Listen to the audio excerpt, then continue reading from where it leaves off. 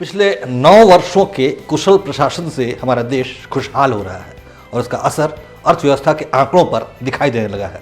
नमस्कार, उदय India digital में स्वागत है आपका। मैं हूं अंशुमान आनंद। भारत की अर्थव्यवस्था तेजी से तरक्की के रास्ते पर अग्रसर है और अब हमारा देश समय से पहले ही $5 ट्रिलियन की अर्थव्यवस्था बनने जा रहा है। संसद के शीतकालीन सत्र के दौरान सरकार की तरफ से ये जानकारी दी गई है। वित्त राज्य मंत्री पंकज चौधरी ने बताया कि भारत 2047 तक उन्नत अर्थव्यवस्था बनने के लक्ष्य को हासिल करने की यात्रा के दौरान अमृत काल की शुरुआत में ही $5000 अरब यानी $5 ट्रिलियन की अर्थव्यवस्था बन जाएगा। लोकसभा में एक प्रश्न के लिखित जवाब में वित्त राज्य मंत्री ने ये जानकारी प्रदान की है। उनके इस दावे पर IMF यानी अंतर्राष्ट्रीय मुद्रा कोष पहले ही मुहर लगा चुका है। IMF ने भारत के 2027-28 में तीसरी सबसे बड़ी GDP के साथ $5000 अरब की अर्थव्यवस्था बनने का अनुमान पहले ही लगाया था। वित्त राज्य मंत्री पंकज चौधरी ने जानकारी दी है कि भारतीय करेंसी रुपए में मजबूती की मदद से इस $5 ट्रिलियन की इकोनॉमी बनने का लक्ष्य को पार किया जाएगा, जो व्यापक आर्थिक स्थिरता के परिणाम स्वरूप होगा। इसके पहले वर्ष 2022-23 के अंत में भारतीय सकल घरेलू उत्पाद यानी GDP $3700 अरब था। 1980-81 में इंडियन इकोनॉमी का आकार $189 अरब था, जो एक दशक बाद बढ़कर $326 अरब हो गया।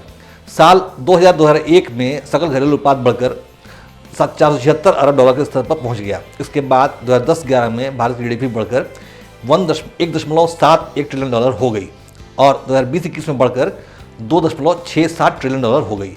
वित्त राज्य मंत्री ने कहा कि विनिमय दर एक अनदेखा कारक नहीं है, क्योंकि ये दुनिया में भारत के सकल घरेलू उत्पाद के आकार को रैंक करता है। वित्त राज्य मंत्री ने आगे बताया कि भारत एक मार्केट इकोनॉमी है और सरकार बाजार आधारित GDP और विनिमय दर के माध्यम से आर्थिक प्रगति की निगरानी करती है। घरेलू और अंतर्राष्ट्रीय बाजार दोनों ही ऐसे तंत्र हैं जो भारत की GDP, विनिमय दर और GDP के विभिन्न क्षेत्रों के योगदान को निर्धारित करते हैं।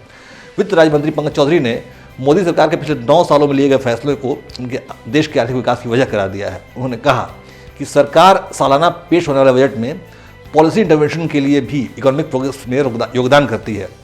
मोदी सरकार ने पिछले 9 वर्ष में GDP को बढ़ाने के लिए IBC यानी इंसॉल्वेंसी एंड बैंक्रप्सी कोड, सरकारी बैंकों के पूंजीकरण, GST, कॉर्पोरेट टैक्स में कमी, पूंजी खर्च में बढ़ोतरी, PLI, विदेशी निवेश का सरलीकरण और डिजिटल इंफ्रास्ट्रक्चर को बढ़ावा देने जैसे फैसले लिए हैं और यही वजह है कि भारतीय अर्थव्यवस्था में तेजी का दौर दिखाई दे रहा है।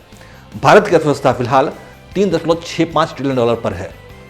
केंद्रीय बजट 2023-24 के मुताबिक भारत की नॉमिनल GDP का अनुमान 301.75 लाख करोड़ रुपए है, जो कि वित्त वर्ष 2022-23 के 272.41 लाख करोड़ रुपए से 10.5% ज़्यादा है।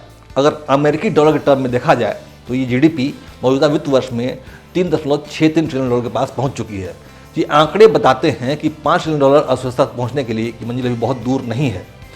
मोदी सरकार के कुशल प्रशासन और सही नीयत की वजह से देश की अर्थव्यवस्था सारे वैश्विक झंझावातों के बावजूद तेजी से तरक्की कर रही है, जिसे देखकर लगता है कि अभी तो ये सिर्फ शुरुआत है। जल्द ही हम अपने प्यारे देश को $5 ट्रिलियन से आगे की यात्रा करते हुए देखेंगे।